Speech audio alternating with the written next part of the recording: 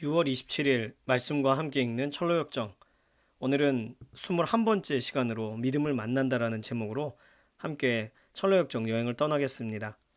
크리스찬은 계속 길을 가다가 조그마한 언덕을 만납니다. 언덕은 순례자들이 앞을 내다볼 수 있도록 일부러 쌓아놓은 그런 곳이었죠. 크리스찬이 그곳에 올라가서 앞을 내다봤을 때 믿음이 순례길을 걸어가는 것이 보였습니다. 크리스찬이 말합니다. 여보시오, 기다리시오, 함께 갑시다. 믿음이 뒤돌아봤지만 사실은 믿음은 계속 앞으로 가야 되거든요. 크리스찬은 믿음이 뒤돌아보자 기다려 주시오. 내가 당신에게 도착할 때까지만이라도 기다려 주시오. 그렇게 말하자 믿음은 안 됩니다. 난 내 생명을 구하려고 급히 가는 중에 있습니다. 피의 원수가 내 뒤를 따라오고 있습니다. 크리스찬은 이 말을 듣자 약간 좀 속상하기도 하고 마음이 흔들렸습니다. 그렇지만 있는 힘을 다해서 따라잡고 오히려 믿음을 앞질러 버렸습니다. 나중된 자가 먼저 된 것이죠.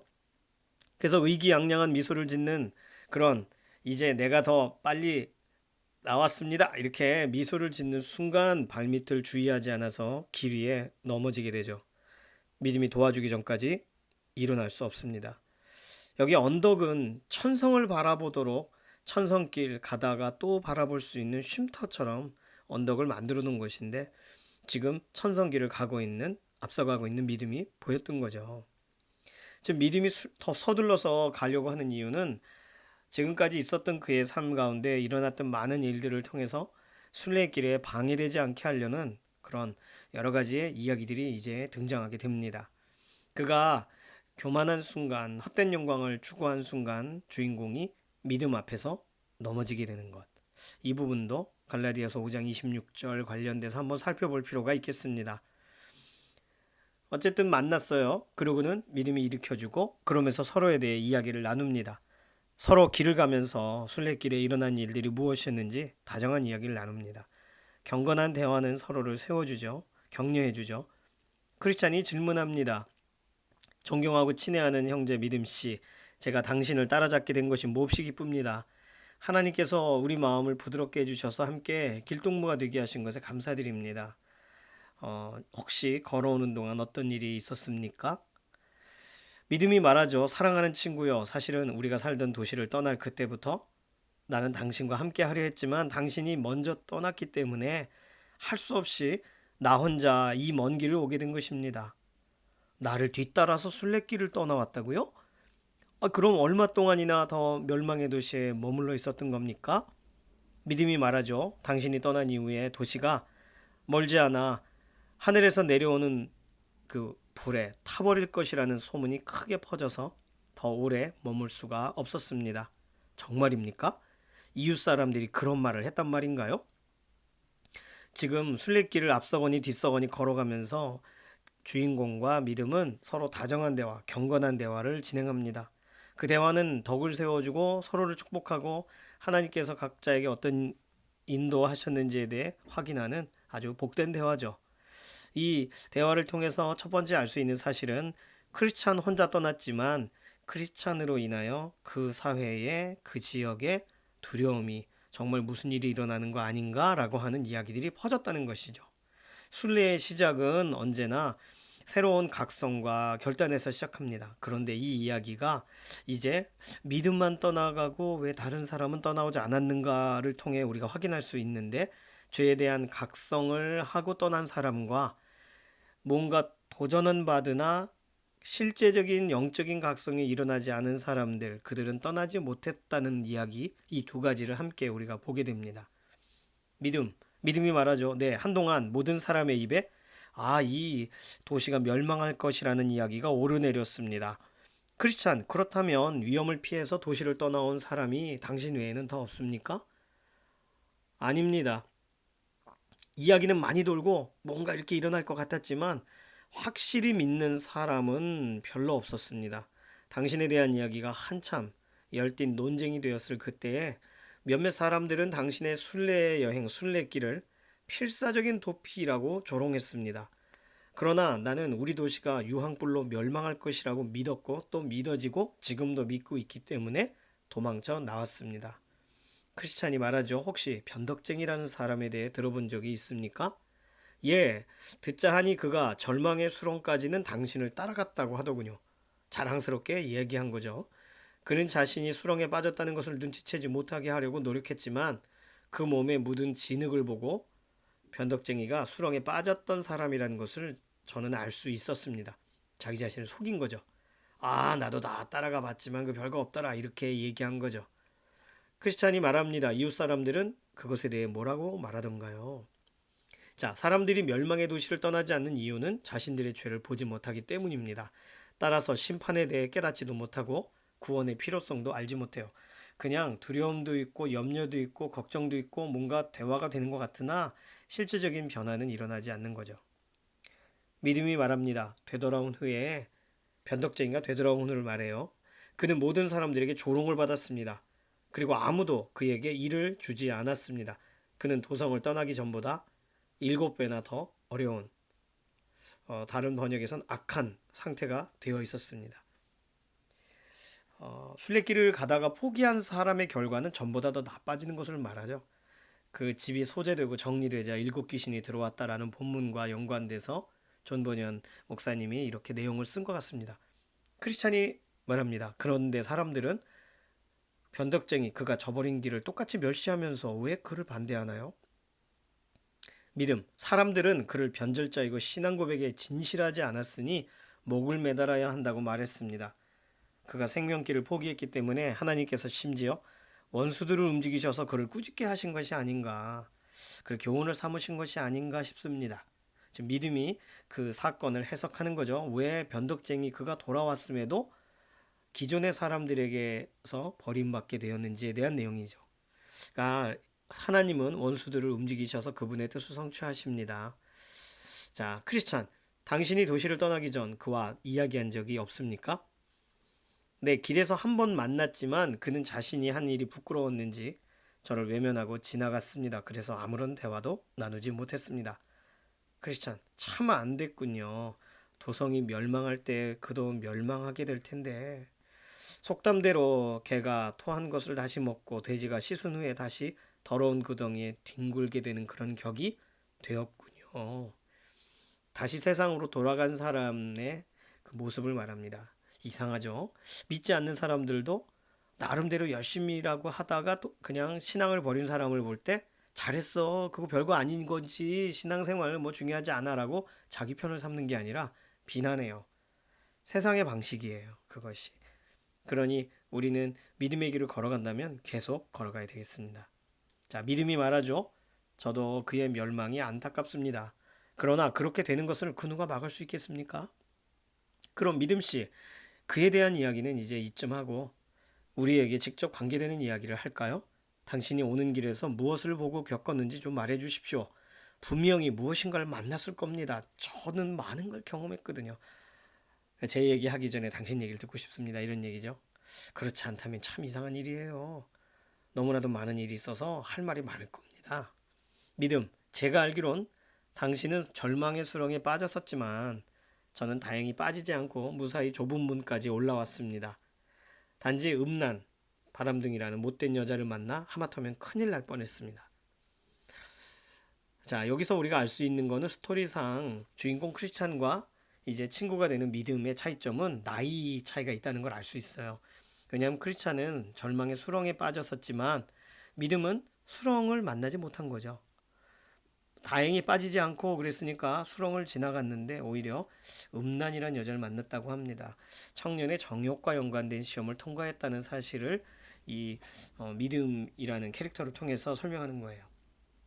그러니까 존 버년 목사님은 철로역정, 천국, 천성으로 가는 길에는 한 가지 길만 있는 게 아니라 여러 가지 많은 걸 만날 수 있는 소위 시작은 같지만 오는 과정 중에 다양한 것을 경험한 차이점이 있는 거죠.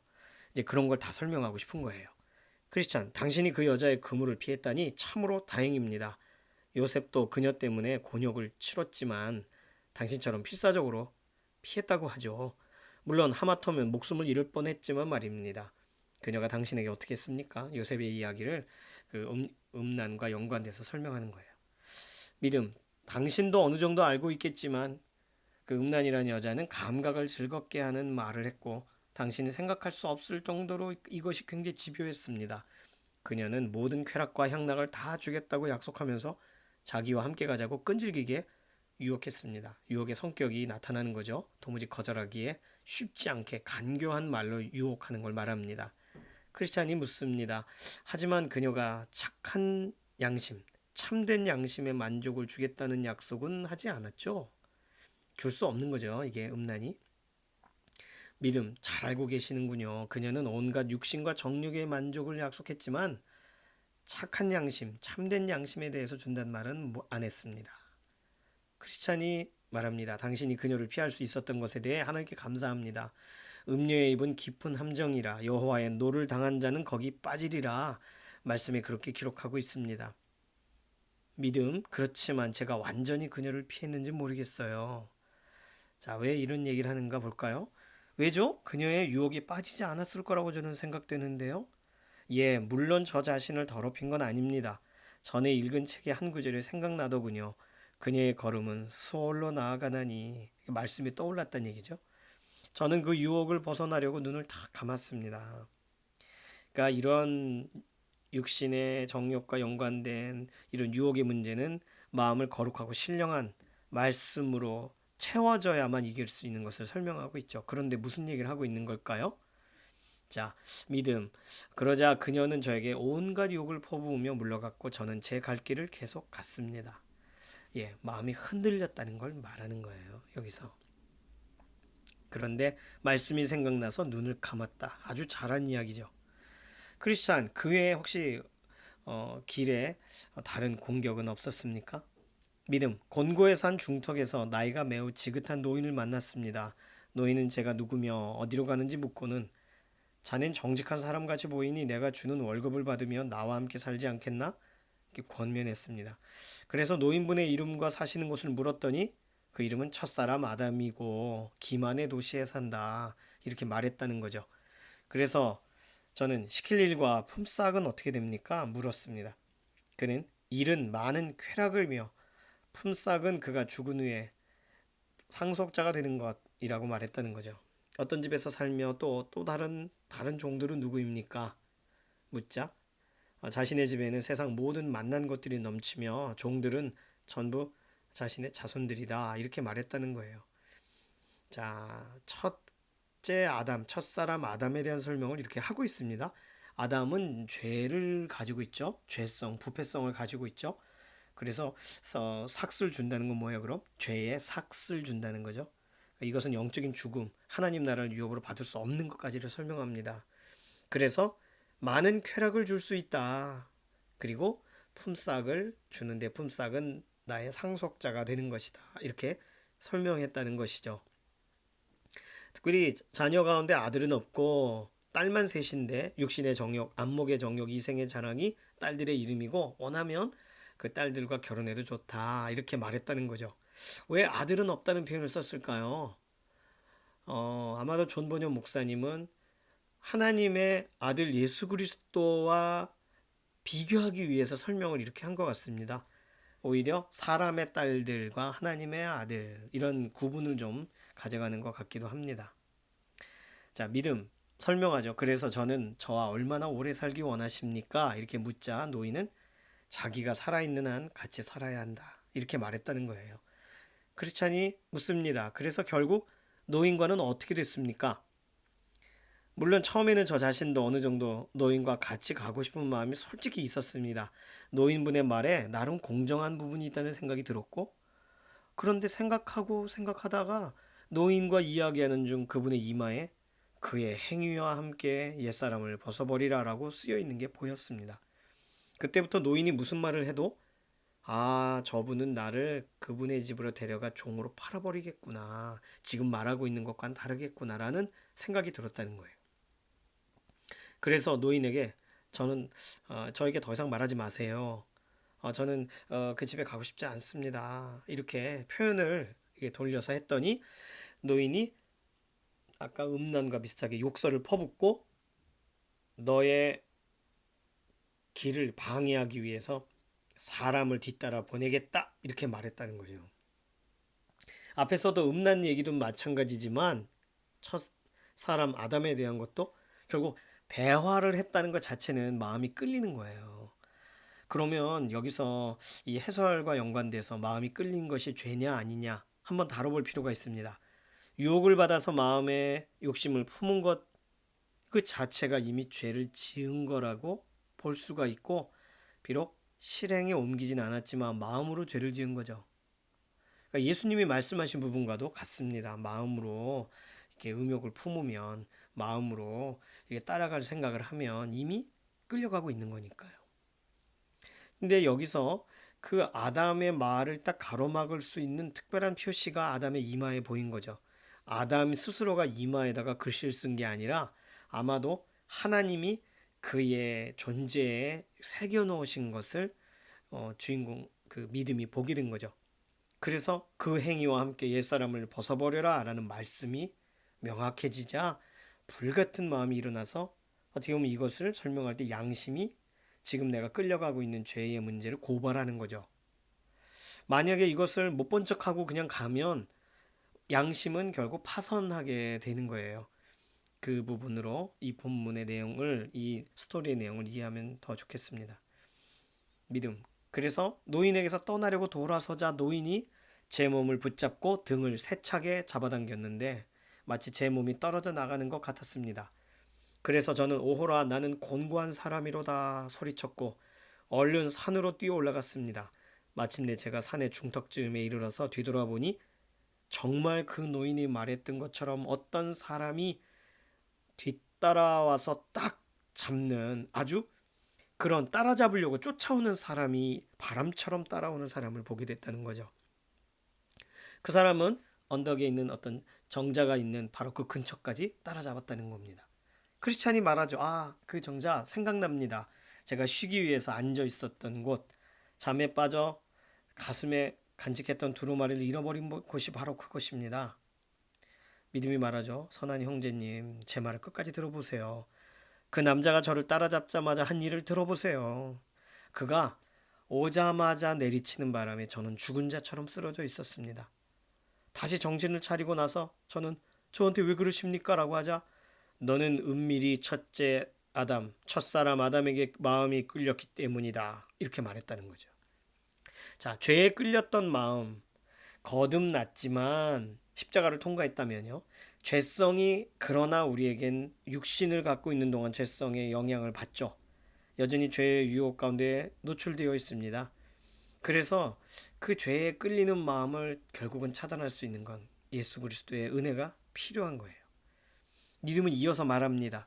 그는 말을 하는 동시에 다시 제 가슴에 치명적인 공격을 했고 저는 뒤로 낮아빠져서 또다시 죽은 사람처럼 그 발꿈치 아래 쓰러져 있었습니다. 제가 정신을 차린 후에 그에게 자비를 베풀어 달라고 울면서 매달렸지만 그는 자비를 베푸는 방법을 모른다면서 다시 저를 때려 눕혔고 그때 어떤 분이 다가와서 그를 만류하지 않았다면 그는 분명 저를 때려서 죽였을지도 모릅니다. 크리스찬, 그를 만류한 분은 누구입니까? 믿음이 말하죠. 처음에는 알아보지 못했지만 그분이 옆으로 지날 때 그의 양손과 옆구리에 구멍을 보았습니다. 저는 그분이 주님이시라는 것을 알았습니다. 그래서 저는 언덕 위로 비로소 올라갈 수 있었습니다. 주님이 보호해 주시니까 올라간 거죠. 여기서 크리스찬이 말해요. 따라와서 그 때리고 한 번 때리면 죽은 것처럼 쓰러질 수밖에 없이 강력하게 때리는 그 사람이 누구냐? 당신을 따라잡은 사람은 모세입니다. 그는 자신의 법을 어긴 이에게 용서를 베푸는 방법을 모르며 결코 용서하지도 않을 겁니다. 지금 여기서는 모세라고 설명했지만 사실은 율법입니다라고 말해야 맞겠죠. 율법의 기능에 대한 설명이에요. 율법의 기능은 이미 예수 그리스도를 통하여 변화된 중생한 사람에게도 여전히 죄를 깨닫게 하는 기능을 해요. 죄에 가까이 갔군 하고 우리에게 율법적 기준을 제시하는 거죠. 그런데 그 기준은 우리를 살게 하거나 회복시키는 게 아니고 죄책감을 갖게 하고 나에게는 답이 없고 해결될 수 없다는 절망을 주는 것이 율법의 두 번째 기능입니다. 그래서 세 번째 기능인 나로선 답이 없으니 나를 구원해 줄 분이 오셔야 된다라는 예수 그리스도 십자가를 바라보게 하는 게 율법의 마지막 기능이거든요. 율법의 저주에서 면하게 하신 분, 그런 예수 그리스도시죠. 그리스도 안에 있으면 율법은 저주와 정죄를 더 이상 할 수 없어요. 그래서 우리가 알고 있는 말씀, 그리스도 예수 안에 있는 자들에게는 결코 정죄함이 없나니, 그것이 시작됩니다. 근데 놀라운 이야기는요, 믿음이 얘기한 다음번 얘기에 나옵니다. 예, 저도 그 사람이 모세인 걸 알고 있습니다.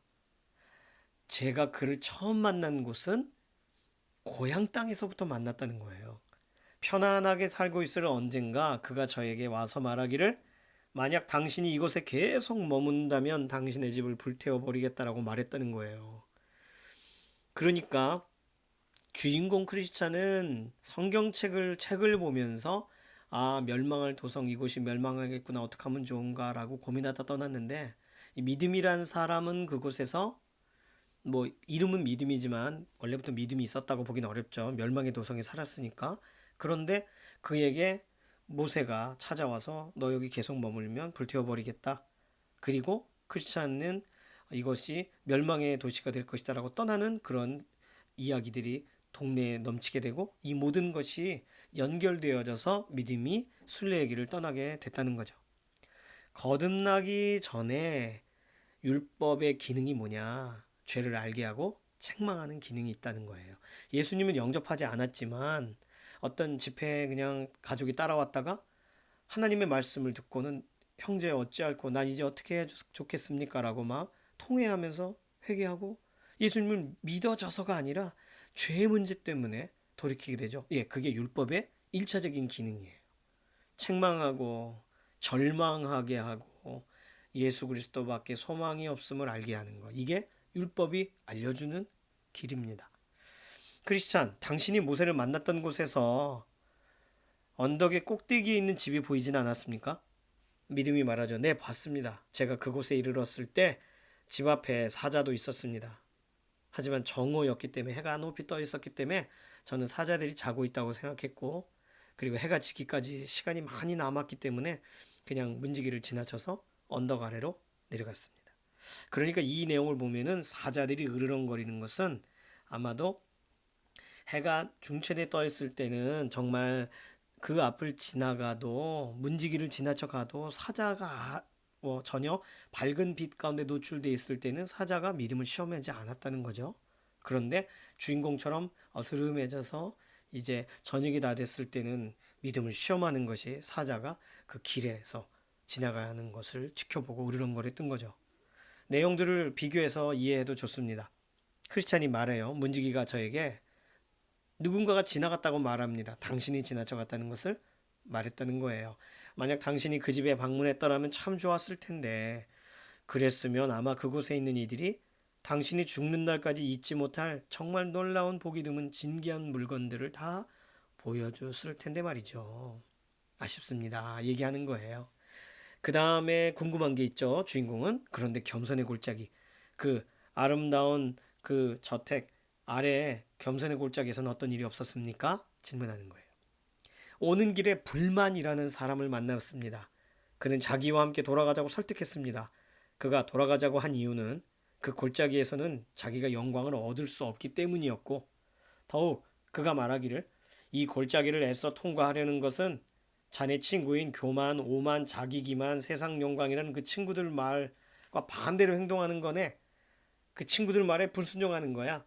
그리고 그들을 매우 화나게 하는 것뿐만 아니라 또 자네 자신도 바보로 만드는 행동이야. 이렇게 말했다는 거죠. 크리스찬이 말합니다. 그렇군요. 그래서 당신은 어떻게 대답했습니까? 저는 불만에게, 그들은 나의 친족들이었기 때문에 내가 그들과 한때 친했을지 몰라도, 내가 순례자가 된 이후에는 그들은 나와 의절했고 나도 그들을 거절했기 때문에 그들은 나에게 더 이상 아무런 관계가 없고 아무 영향을 줄 수 없어. 이렇게 말했다는 거죠. 게다가 저는 불만이 겸손의 골짜기에 대해 잘못 알고 있다고 말해줬습니다. 겸손은 영광에 앞서고 교만은 멸망을 앞서기 때문에 아마 이것은 교만은 멸망의 앞잡이니라, 이런 말씀을 말하는 것 같아요. 저는 불만이 가치 있게 여기는 길로 가지 않고 가장 지혜로운 사람들이 영광스럽게 여겼던 이 골짜기를 통과하겠다 이렇게 다짐했다는 거죠.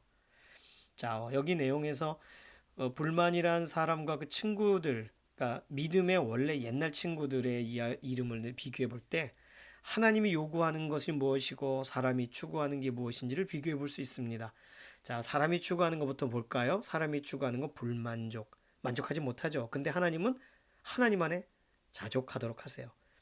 사람은 내가 작은 것만 가져도 교만해요. 그런데 하나님은 하나님의 그 선하신 손길 아래 겸손하라 그거죠. 사람은 그리고 누군가 위에 올라가고 싶어요. 오만해요. 그런데 하나님은 인애를 사랑에 대해 말하는 거죠. 자기 기만이라는 것을 우리가 내가 뭔가를 하려고 하면서 나 자신을 또 속여요. 그러나 하나님은 그것을 이렇게 환경이나 상황 가운데 내가 넘어가지 말고 정직하게 바라볼 것을 말해 주시죠. 세상 영광에 대해서 사람이 추구할 때 하나님이 우리에게 요구하시는 것은 하나님을 영화롭게 하는 길에 대한 초청을 하시죠. 여기서 믿음이 거듭난 자라는 걸 확인할 수 있는 것은 거듭난 자의 태도, 죄로 달려가지 않아요. 친구 얘기를 하고 했을 때 그렇지 하고 돌아가지 않아요. 가던 길을 계속 가요. 천성의 길을 향해 가는 거죠. 스스로 낮추는 길이 겸손을 추구하는 길이 되겠습니다. 크리스찬은 또 궁금해요. 그 굴짜기에서 또 다른 사람을 만나지 않았습니까? 예, 수치라는 사람을 만났습니다. 그는 저의 순례길에서 만난 모든 사람 중에 그 이름이 참 특이한 잘못된 이름을 가진 사람이 아니었나 싶습니다. 다른 사람들은 논쟁하고 나면 그들은 돌이켜 갔지만 이 사람은 논쟁하고도 계속 뻔뻔하게 계속 집요하게 따라오고 계속 말했다는 거예요. 왜일까요? 그가 당신에게 뭐라고 말했습니까?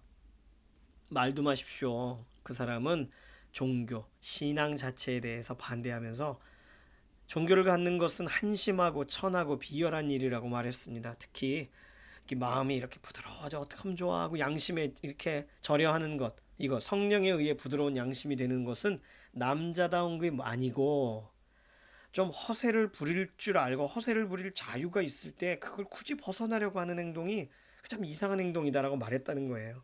이 시대에 용감한 생각을 가진 자들에게서 이거는 뭐죠? 그 수치가 볼 때 이렇게 겸손과 반대되는, 그러니까 교만, 오만을 용감하다라고 말한 거예요. 지금 용감한 생각을 가진 사람들이 볼 때는 그 조롱받을 행동을 하는 거 아니냐, 종교적인 신앙적인 행동이란 이렇게 말했다는 거죠. 그는 권세 있는 부자, 또 지혜로운 자 이런 사람들 중에 믿음의 의견에 동조하는 사람은 거의 없을 거고 무엇을 얻을지도 확실히 모르면서 그 좋은 것을 기꺼이 버리는 모험을 할 바보는 어디에도 없지 않는가. 그리고 그는 대부분의 순례자들이 천하고 낮은 신분이라서 순례길을 떠난 거고 자연과학의 이해가 부족한 자들이라 그런 거다 이렇게 비난했다는 거예요. 수치라는 사람이 비난하는 것은 첫 번째로 성령에 의해서 마음이 부드러워진 사람들 이것을 부끄러운 일이다라고 말했다는 거예요. 두 번째는 은혜를 세상의 기준으로 판단해요. 그래서 순례자들을 무시해요. 자, 그 다음에 계속 이어서 말합니다. 아무튼 그가 말한 것은 여기다가 다 말할 수 없을 만큼 너무 많은 얘기를 했습니다. 특히 예를 들어서 또 설교를 듣고 흐느껴 울고 애통하고 집으로 돌아가 이제 나 어떻게 살아야 되나 결단하고 한숨 짓고 괴로워하는 것 또는 작은 잘못에도 이웃에 대해 용서를 구하거나 제가 잘못했습니다 이렇게 구하는 거죠. 무엇인가 가진 후에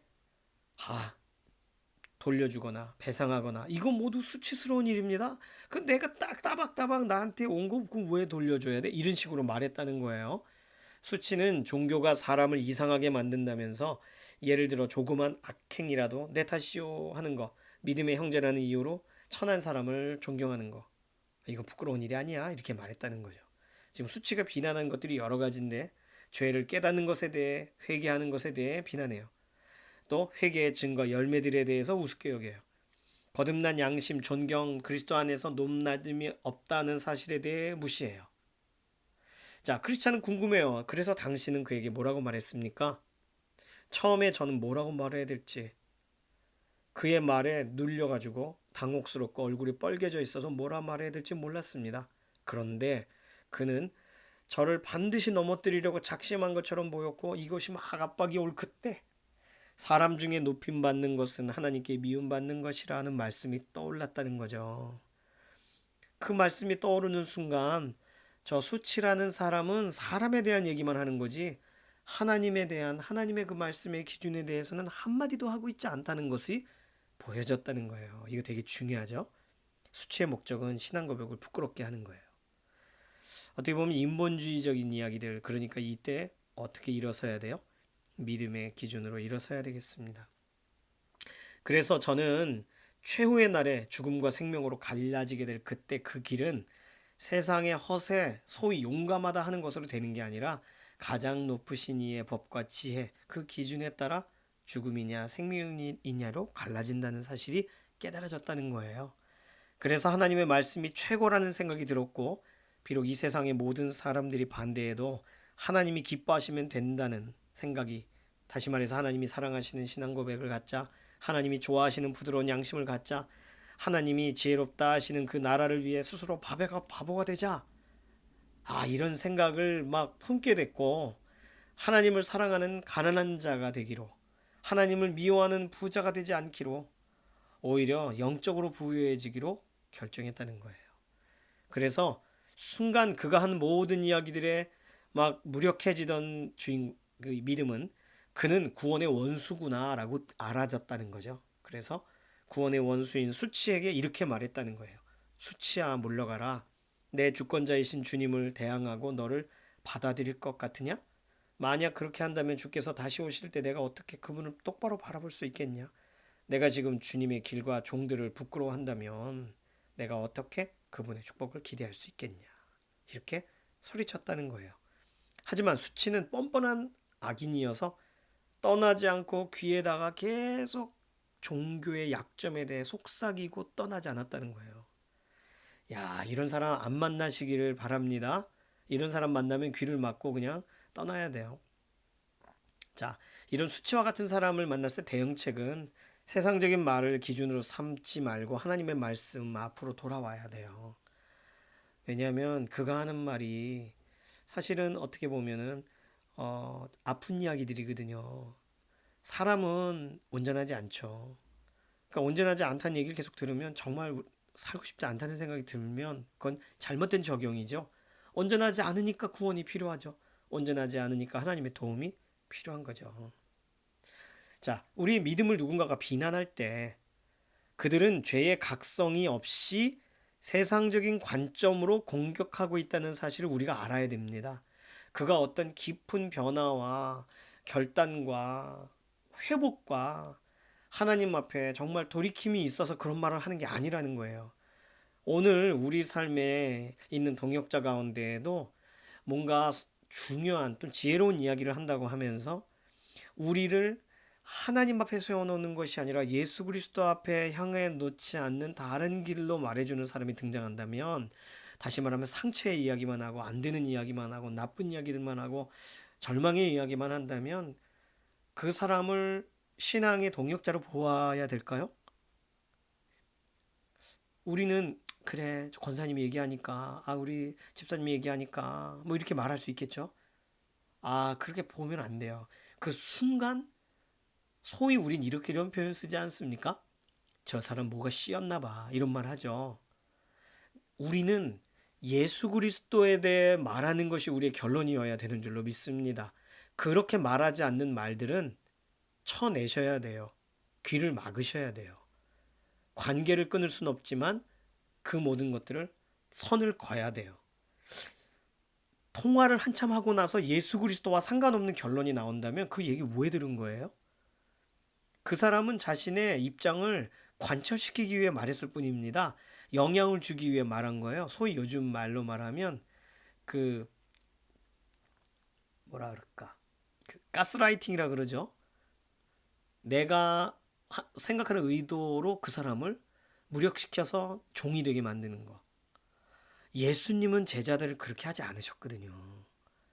믿음의 사람들은 그런 영적인 가스라이팅을 구별해낼 줄 알고 이 대화에서 예수 그리스도와 상관없는 대화다. 하나님의 영광과 상관없는 대화다. 결국 그것은 방법론적인 이야기들이고, 그렇다면 우리는 무엇이 옳고 그름에 대한 것이 아니라 무엇이 생명이냐 죽음이냐에 대한 부분에 대해 말해주는 대화가 아니면 우리가 선을 그어야 되는 거예요. 자, 여기 종교의 약점이란 사실 신실하게 진리를 추구하는 사람들에게서 발생하는 게 아니라 이 지금 청교도 학자인 이 해설에 대한 내용은 위선자에 의해 발생한다. 이렇게 설명해 놨습니다. 위선자란 내가 믿는 대로 살지 않는 사람이겠죠. 그러니 그 교인들이 문제야라고 말할 때 교인들 모두가 문제가 아니라 사람이 약한 거예요. 그러나 교회가 문제야라는 말을 신앙생활하고 있는 내가 하고 있다면 그건 예수 그리스도의 몸을 세워나가는 과정 중에 정말 필요한 얘기였을까? 우리는 그런 얘기를 들을 때 조심해야 됩니다. 왜냐하면 그런 이야기들이 결코 공동체를 세우지 못해요. 예수 그리스도께 영광을 돌리는 말로 타교회를 비난하는 사람이 존재하지는 않아요. 설명을 좀 길게 드렸네요. 자, 믿음의 이야기로 다시 넘어갑니다. 저는 그의 이 같은 행동들을 헛된 수고라고 말해줬습니다. 그가 경멸하는 것들은 제게 오히려 가장 영광스러운 것들이었기 때문입니다. 결국 저는 이 귀찮은 존재를 뿌리쳤습니다. 아주 잘한 거죠. 형제여, 당신이 그 악한 자를 그토록 용감하게 물리쳤다니 기쁩니다. 당신이 말한 것처럼 그 사람은 무엇보다도 나쁜 이름을 갖고 있습니다. 그가 뻔뻔한 자인 것은 길에서 우리를 따라왔고 따라잡았고 모든 사람 앞에 우리를 부끄럽게 하려고 시도했고 우리가 선한 것을 부끄러워하도록 했기 때문입니다. 자, 우리가 만나지 말아야 될, 만나도 거부해야 될 사람이 누군지를 다시 확인해 주는 내용이죠. 우린 누군가를 계속 속이고 선동하는 그를 대적해야 됩니다. 솔로몬은 지혜로운 자는 영광을 기업으로 받거니와 미련한 자의 영달은 수치가 된다 이렇게 말했습니다. 믿음이 말해요. 저는 우리 모두 수치에 대항할 수 있도록 반드시 하나님께 도움을 구해야 한다고 생각합니다. 이 땅에서 진리에 대해 용감하게 되기를 그분이 원하고 계시니까요. 옳은 말입니다. 자, 성도에게 찾아오는 시험은 부지런히 경계해야 돼요. 믿음으로 담대히 시험들을 물리쳐야 돼요. 대화가 이건 아니다 싶으면 자리를 피해야 돼요. 이거 굉장히 중요합니다. 신앙 공동체 안에서 우리는 신천지 얘기도 하죠. 그냥 우리가 알고 있는 신앙인이라고 생각했는데 그가 말하는 내용이 좀 이상해요. 피해야 돼요. 우리가 일반적으로 어떤 뭐 중요한 결정을 내릴 때 그런 결정에 대해서 옳고 그름에 대해 말할 수 있습니다. 그때 예수 그리스도를 위하여 희생할 수 있는 방향 쪽으로 결정하지 않는다면 옳고 그름에 대해 얘기하는 건 끝이 나지 않아요. 그 자리는 피해야 돼요. 야고보서 4장 7절에 대항하는 것에 대해 말하죠. 대항하여 물리쳐야 될 것에 대해서. 수치와 같은 사람들은 어리석은 자들만 유혹할 것이며 진정한 성도들을 속일 수 없습니다. 그러나 그를 물리쳐야 더 이상 그가 누군가를 속일 수 없다는 사실을 알고 스스로 물러날 것입니다. 자, 우리 주변에는 우리를 수치스럽게 하는 이야기들이 의외로 많아요. 잘 걷어내야 되겠습니다. 자, 그 이후에 혹시 다른 사람을 만나지 않았습니까? 믿음이 말해요. 아닙니다. 저는 햇빛 가운데 빛 가운데 있었기 때문에 그 후에 길들과 사망의 음침한 골짜기를 통과할 때도 누구를 만나지 못했습니다. 와, 놀랍지 않습니까? 지난주에 분명히 크리스찬은 사망의 음침한 골짜기에서 정말 난리가 났었거든요. 그런데 믿음은 밝은 빛 가운데 있어서 그 모든 것들이 어렵지 않았다는 거예요. 오른쪽 왼쪽에 있었던 수렁과 같은 것들도 좁은 길을 잘 지나갔고 무언가 으르렁거리고 쫓아오지 못했다는 거예요. 놀랍죠? 크리스찬은 말해요. 당신에게 참으로 다행한 일이었네요. 저의 경우는 달랐어요. 저는 그 골짜기를 지나면서 사망의 음침한 골짜기 지나면서 오랫동안 그, 어, 마귀 아볼로온과 무시무시한 전투를 벌였고 이것은 사망의 음침한 골짜기가 아니라 그 앞에 있는 겸손의 골짜기네요. 저는 정말 마귀가 저를 죽일 것이라는 생각이 들 정도였습니다. 특별히 그가 나를 쓰러뜨리려고 막 짓밟을 때 마치 산산조각 나는 것 같았고 그가 나를 던졌을 때 저의 손에서 칼이 떨어져 나갈 정도였습니다. 게다가 그는 나를 확실히 죽이겠다고 말했는데 그때 하나님께 울부짖고 이게 지난주 내용 모든 기도로 막 나갔죠. 그때 그분은 제 기도를 들으시고 모든 어려움에서 구원해 주셨습니다. 제가 사망의 음침한 골짜기에 들어서서 골짜기의 절반을 통과할 때까지 빛이 없었기 때문에 거기서 또 죽을 뻔했다는 거예요. 그런데 마침내 동이 트고 태양이 떠올라 저는 더 쉽고 평안하게 남은 길을 끝낼 수가 있었습니다. 자, 이들은 이렇게 서로를 대화 나누면서 계속 길을 걸어갑니다. 하정환 목사님은 이 내용을 다 스킵을 하셨어요. 다루지를 않으셨어요. 그런데 내용이 굉장히 길죠? 우리 인생에 만날 수 있는 다양한 사람들의 이야기가 있죠? 정리합니다. 주인공이 순례길에서 믿음이란 사람을 만나요. 믿음은 분명히 우리가 지난주의 내용에서 알고 있듯이 사망의 음침한 골짜기로 막 주인공이 걸어갈 때 앞에서 말씀을 막 외치면서 걸어갔던 그 사람일 거예요. 따라잡았어요. 믿음이 달려가기를 그런데 멈추질 않아요. 이유는 뒤쫓아오는 누가 있기 때문이다. 이렇게 말했습니다. 왜 그런 말을 하나 믿음이 겪은 이야기를 듣다 보니 이해가 돼요. 이 주인공이 떠난 것을 보고 멸망의 도시를 함께 이후에 떠났습니다. 모세의 엄포도 한 몫을 한 거죠. 오다 보니 음란이라는 여자를 만났어요. 꿰매 빠져버릴 뻔했어요. 근데 말씀이 생각나서 이길 수가 있었어요. 첫사람 아담의 집으로 갈 뻔했어요. 쾌락에 대한 이야기, 상속에 대한 약속을 받았지만 말씀이 떠올라서 돌이켰어요. 첫사람 아담의 공격을 받았어요. 그런데 그때 어떻게 정자로 피하게 되었고 이때 모세, 율법을 상징하는 거죠. 모세가 뒤쫓아와서 공격했어요. 모세의 공격을 예수님이 막아주십니다. 율법과 복음으로 이해해도 좋겠어요. 여기서 모세가 악인으로 설명되는 게 아니라 율법의 기능을 설명하다 보니 그런 겁니다. 불만이라는 사람을 만났습니다. 그는 되돌아가자고 설득해요. 근데 그의 생각을 받아들이지 않고 계속 순례길을 걸어갔습니다. 수치라는 사람을 만나요. 어떻게 보면 믿음이 만난 사람 중에 가장 악한 사람이죠. 수치는 신앙 자체를 비난합니다. 헛된 수고라고 배격하고 하나님 말씀을 따라 다시 걸어가요. 오히려 사망의 음침한 골짜기는 밝은 빛 가운데서 지나갔기 때문에 아무 문제가 없었다는 거예요. 믿음의 이야기를 듣고 주인공은 자신의 이야기도 잠시 나눕니다. 이 긴 이야기를 정리해서 우리가 교훈점을 찾는다면 나는 순례의 길에 동역자가 있는가?